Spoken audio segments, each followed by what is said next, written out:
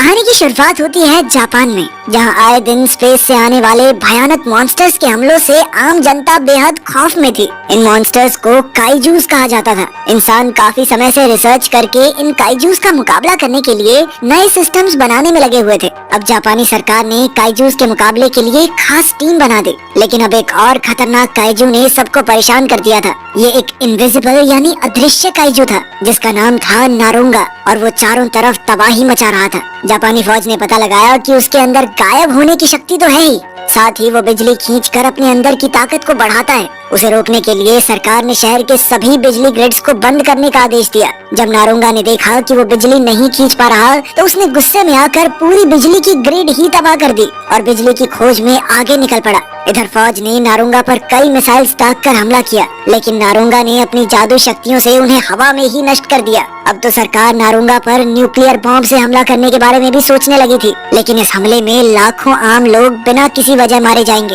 खैर, फिर उन्होंने सोचा कि इस काइजू को बिजली से ही तो ताकत मिलती है, तो उन्होंने फैसला किया कि वो पूरे देश में तब तक बिजली बंद रखेंगे जब तक नारुंगा खुद ही परेशान होकर वहाँ से चला नहीं जाता। लेकिन प्राइम मिनिस्टर ने इसके लिए भी इजाजत नहीं दी। अब सबकी उम्मीद टूट चुकी थी, पर जल्द ही उन्हें आसमान से एक यूएफओ आता दिखाई दिया, जो तेजी से नारुंगा के इलाके की ओर बढ़ रहा था। उस दौरान हम कामानागा नाम के एक स्पेशल एजेंट को देखते हैं, जो एक छोटे बच्चे के पीछे दौड़कर उसे नारुंगा के हमले से बचाने की कोशिश कर रहा था। इधर फौज ने देखा कि उस यूएफओ से एक बड़ा सा रोबोट उतरा, जो इंसान के रूप में दिखाई दे रहा था, इसलिए उसे ह्यूमनॉइड नाम दिया गया। जब नारुंगा को ह्यूमनॉइड से खतरे का एहसास हुआ, तो उसने 5 लाख वॉट्स की बेहद खतरनाक बिजली के झटके से वार किया, लेकिन ह्यूमनॉइड पर इतने ताकतवर हमले का भी कोई असर नहीं हुआ, जिसे देखकर सब हैरान रह गए। जब नारुंगा को इसका एहसास हुआ, तो वो अचानक से गायब होकर वहाँ से भाग निकला। फिर ह्यूमनॉइड ने अपना हाथ उठाकर इशारा किया, जिससे उसके हाथ से जबरदस्त प्लाज्मा बीम निकली, जो सीधा नारुंगा को जा लगी और वो वहीं भस्म हो गया। इधर ऑफिसर्स ने देखा कि ह्यूमनॉइड ने उन्हें नारुंगा से बचाया था, तो उन्होंने उससे बात करने की कोशिश की, लेकिन उसी पल ह्यूमनॉइड तेजी से हवा में उड़कर गायब हो गया। खैर, इस घटना के कुछ दिन बाद एक नई लड़की स्पेशल साइंटिफिक रिसर्च टीम में शामिल हुई, और उसका नाम था असामी। वो ग्रुप के कैप्टन तामुरा और उसके बाकी साथियों से मिली। उस दिन कैप्टन तामुरा ने अपने बॉस को अंतरिक्ष से आए ह्यूमनॉइड की रिपोर्ट दी। हालांकि वो ये नहीं जानते थे कि वो था कौन और कहां से आया था, पर टीम ने उसे अल्ट्रामैन का नाम दिया। खैर, जल्द ही उन्हें खबर मिली कि शहर में एक नए काइजू ने हमला कर दिया है, और वो सब मिलकर उसका सामना करने को तैयार हो गए। ये मॉन्स्टर जमीन के अंदर घुसकर आगे बढ़ रहा था, जिसके चलते चारों तरफ भयंकर भूकंप आ रहे थे। उधर साइंटिस्ट ने पता लगाया कि इस काइजू के शरीर से बहुत भारी मात्रा में रेडिएशन निकल रही है, और अगर इसने बाहर आकर धरती की सतह पर हमला किया तो आम लोगों को बहुत ज्यादा नुकसान होगा। स्पेशल टीम ने इस नए काइजू का नाम गबोरा रखा। अब सभी लोग मिलकर इसे मारने के तरीके ढूंढने लगे, ताकि इसकी रेडिएशन बाहर न फैल सके। इसके लिए उन्हें ऐसी मशीन्स का सहारा लेना होगा जो इस मॉन्स्टर को जमीन के अंदर ही मार डाले। जल्द ही टीम के 3 एयरप्लेन्स उस इलाके में पहुंचे और काइजू पर कई मिसाइल से हमला किया, लेकिन इससे उस पर कोई असर नहीं हुआ, बल्कि उसका गुस्सा और बढ़ गया। कुछ ही पलों में गबोरा जमीन से बाहर आ गया और सबने उसका भयानक रूप देखा। उसके चेहरे की जगह एक भारी भरकम ड्रिल लगी हुई थी, और इसी के जरिए वो जमीन खोदकर आगे बढ़ रहा था। जब स्पेशल टीम ने देखा, तो उन्होंने खुद लोकेशन पर जाकर गबोरा से जुड़ी जानकारी इकट्ठा करने का फैसला किया, मगर रास्ते में कामिनागा अपनी टीम से अलग रास्ते पर निकल गया। वो जंगल में तेजी से भागने लगा और उसने अपनी जेब से एक अजीबोगरीब डिवाइस निकाला, जिसका बटन दबाते ही अचानक अल्ट्रामैन सबके सामने आ गया, और वहाँ मौजूद सभी साइंटिस्ट हक्के बक्के रह गए। अल्ट्रामैन बिना समय गवाए उड़कर गबोरा के पास पहुँचा।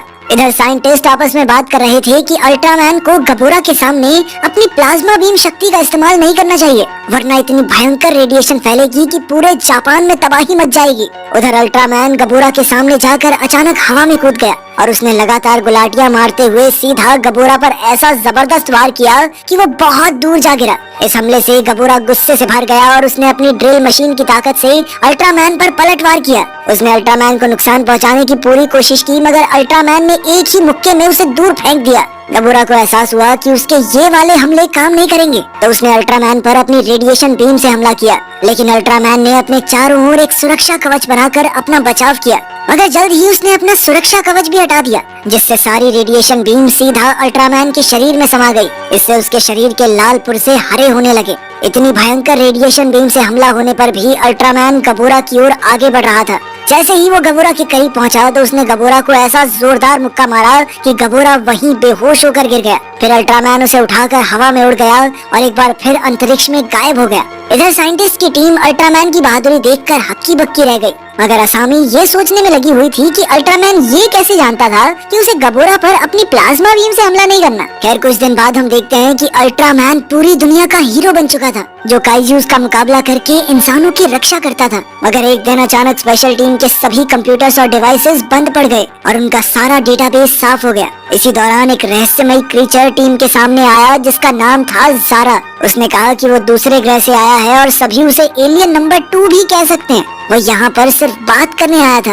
दरअसल जब वो यहाँ आया तो उसके चारों तरफ एक शक्तिशाली इलेक्ट्रोमैग्नेटिक फील्ड पैदा हो गई, जिससे सभी इलेक्ट्रॉनिक डिवाइसेस बंद पड़ गए थे। खैर अब उसने अपने दिमाग की शक्ति से सभी कंप्यूटर्स और डिवाइसेस को फिर से चालू कर दिया। अब ज़ारा ने कहा कि वो प्राइम मिनिस्टर से मिलकर इंसानों और एलियंस के रिश्ते और भविष्य के बारे में बात करना चाहता है। समय के साथ साथ ज़ारा ने लोगों का भरोसा जीत लिया, लेकिन स्पेशल एजेंट्स को लगता था कि अगर लड़ाई हुई तो ज़ारा उनके लिए खतरा बन सकता है। असल में वो अपनी ताकत की मदद से किसी भी सरकार का डेटाबेस चुरा सकता था, यानी वो देश की खुफिया जानकारी उनके दुश्मनों को बेच सकता है। वहीं दूसरी ओर हम कामिनागा को देखते हैं, जो एक गाड़ी में अपने किसी पार्टनर से यही बात कह रहा था। उसने कहा कि ज़ारा लोगों को बेवकूफ बनाने के लिए उनका साथी होने का नाटक कर रहा है। पर बाद में जब कामिनागा गाड़ी में अकेला था तो अचानक ज़ारा वहाँ उसके सामने आ गया। उसने अपना खतरनाक प्लान बताते हुए कहा कि इंसानों का खत्म होना बेहद जरूरी है, क्योंकि वो बाकी सभी प्रजातियों के लिए खतरा बन सकते हैं। ज़ारा ने कहा कि इंसानों पर भरोसा नहीं किया जा सकता, वो आपस में ही लड़ते रहते हैं और साथ ही वो अपनी आबादी भी लगातार बढ़ाए जा रहे हैं।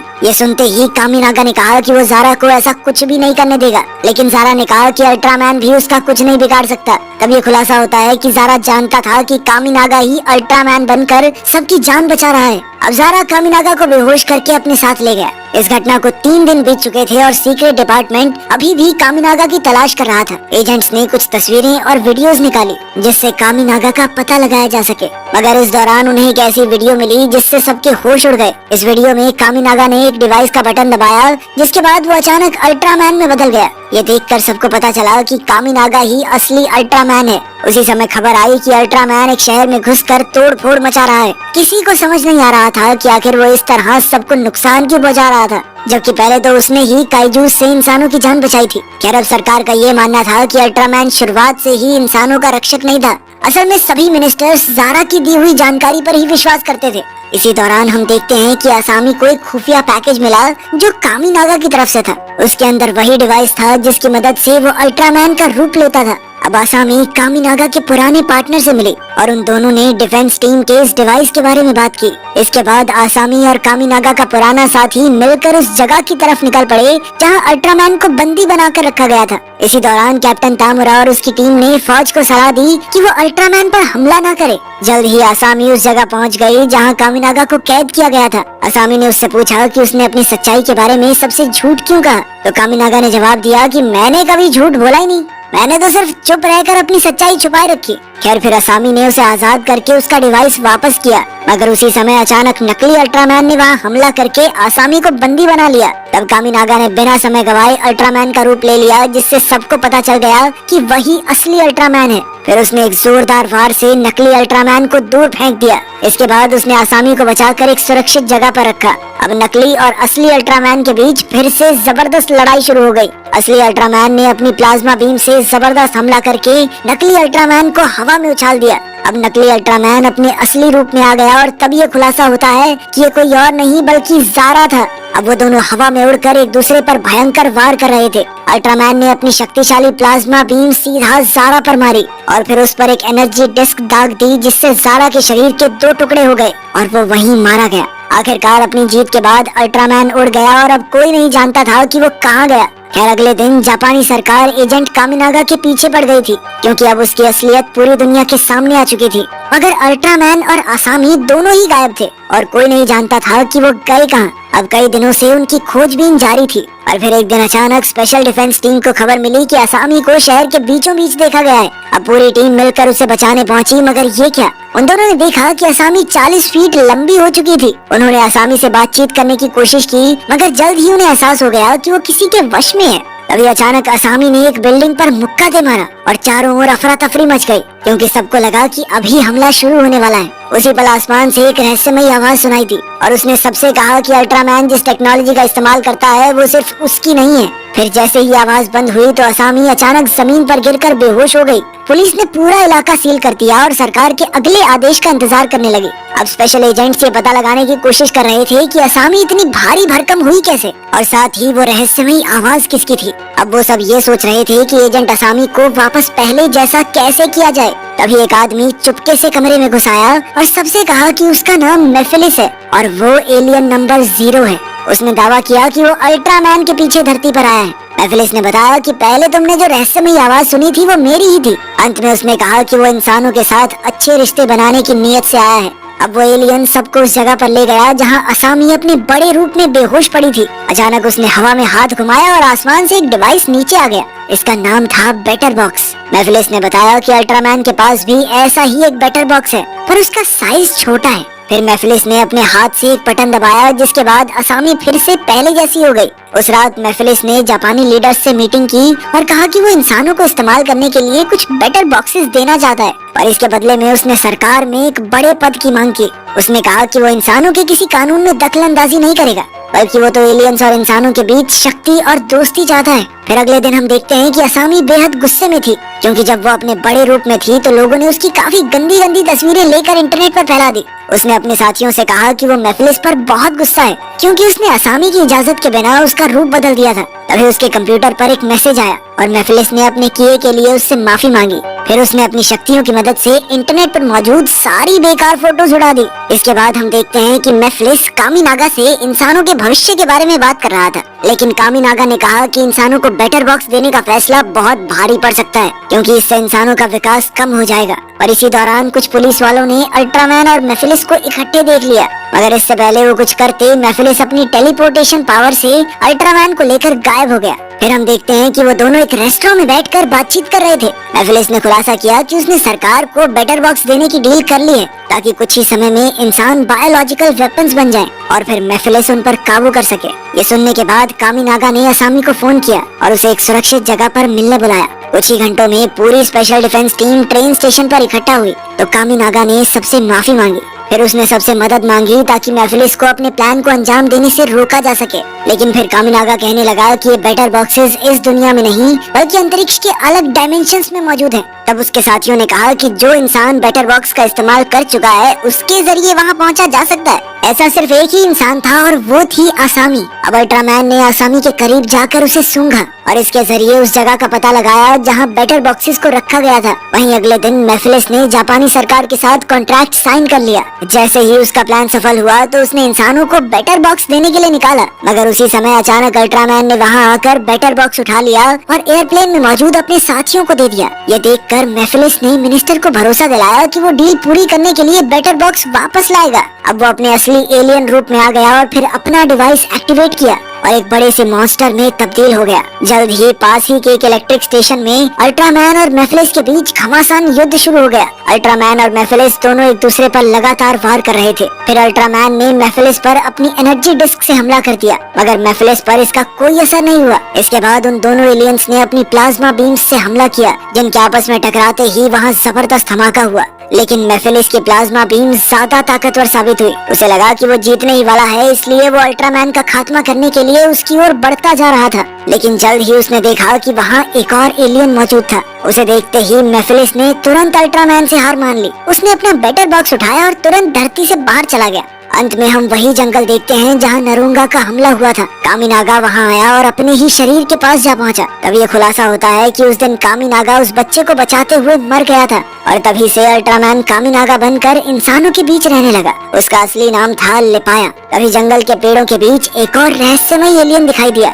ये वही एलियन था जिसे देखते ही मेफिलिस धरती छोड़कर भाग गया था। इसका नाम जाफी था और वो धरती पर इसलिए आया था क्योंकि लिपाया एक इंसान का भेष बनाकर धरती पर रह रहा था और इस तरह उसने एलियंस के बनाए कानून को तोड़ा था। अब इंसानों को बेटर बॉक्स के बारे में भी पता चल गया था और अब वो ये समझ चुके थे कि उनकी साइंस कितनी पीछे है, तो अब वो तरक्की पर ध्यान देकर उनकी ही तरह एडवांस हो जाएंगे। लेकिन जाफी ने सोच लिया था कि वो इंसानों को अपने जितना समझदार बनने से पहले ही धरती को खत्म कर देगा। फिर जाफी ने पूरी धरती को तबाह करने के लिए ज़ेडॉन नाम का सबसे भयंकर हथियार हवा में छोड़ दिया। इस डिवाइस में से एक खतरनाक ऊर्जा निकलेगी जो पूरी धरती को ढककर उसे नष्ट कर देगी। जैसे ही ज़ेडॉन आसमान में पहुंचा तो सभी इंसान उसे देख पा रहे थे, मगर सरकार ने किसी को ये नहीं बताया कि ये है क्या। उधर कामिनागा ने जाफी से कहा कि वो धरती और इंसानों की रक्षा के लिए आखिर तक लड़ेगा। फिर वो तुरंत अपनी स्पेशल टीम के पास पहुंचा और कहा कि ज़ेडॉन इतना ताकतवर हथियार है कि उससे सिर्फ धरती तो क्या पूरी गैलेक्सी तबाह हो सकती है। ये सुनकर उसके साथियों ने कहा कि सिर्फ वो यानी अल्ट्रामैन ही ज़ेडॉन से धरती को बचा सकता है। कामिनागा के कैप्टन और असामी ने उसकी हिम्मत बढ़ाई ताकि वो अपनी जिंदगी के सबसे मुश्किल मिशन पर जा सके। आखिरकार कामिनागा ने अल्ट्रामैन का रूप ले लिया और वो अंतरिक्ष की तरफ निकल पड़ा। जैसे ही वो ज़ेडॉन के करीब पहुंचा तो उसने अपनी पूरी ताकत लगाकर प्लाज्मा बीम से हमला किया, मगर इससे कोई भी फर्क नहीं पड़ा। फिर अल्ट्रामैन ने अपनी एनर्जी डिस्क निकालकर ज़ेडॉन पर चलाई, पर उससे भी कोई फर्क नहीं पड़ा। अब इन हमलों के बाद ज़ेडॉन का डिफेंस सिस्टम एक्टिवेट हो गया, जिससे उसने अल्ट्रामैन पर भयानक हमले शुरू कर दिए। अल्ट्रामैन इतने खतरनाक वार के सामने नहीं टिक सका और वो जख्मी होकर वापस धरती पर जा गिरा। अब जापानी सरकार को खबर मिली कि अल्ट्रामैन भी ज़ेडॉन को नष्ट नहीं कर पाया, तो सबको लगने लगा कि अब धरती का खात्मा होने ही वाला है। इसी तरह कुछ दिन बीत गए और वहाँ हॉस्पिटल में कामिनागा का इलाज चल रहा था। वहीं आम लोग आराम से जिंदगी जी रहे थे, क्योंकि वो ये नहीं जानते थे कि धरती के आसपास कितना बड़ा खतरा मंडरा रहा है। टीम के बाकी लोग मिलकर ज़ेडॉन को नष्ट करने का तरीका ढूंढने लगे।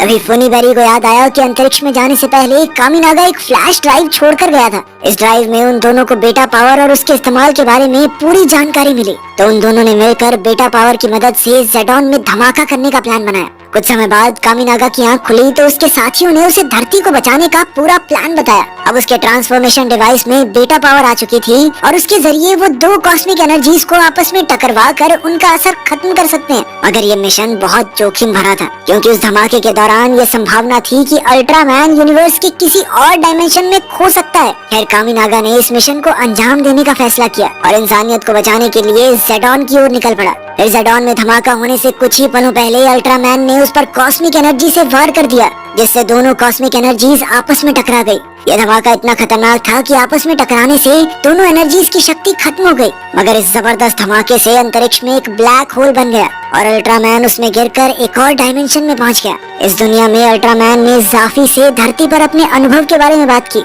जाफी इंसानों की सूझबूझ और टेक्नोलॉजी से काफी प्रभावित था और इसलिए आखिरकार उसने धरती को नष्ट न करने का फैसला किया। अंत में लिपाया ने जाफी से एक आखिरी चीज मांगी। उसने कहा कि वो खुद को कुर्बान करना चाहता है ताकि धरती पर कामिनागा वापस जिंदा हो जाए। जाफी ने उसकी बात मान ली और उसने एक डिवाइस के जरिए कामिनागा के शरीर को अल्ट्रामैन से अलग कर दिया। उस दिन धरती पर कामिनागा जाग उठा, जिसे देखकर उसकी टीम बहुत खुश थी, क्योंकि आखिर में उसने धरती को खात्मे से बचा ही लिया। वीडियो पसंद आई तो लाइक कर देना, चैनल को सब्सक्राइब कर लेना। मिलते हैं अगली वीडियो।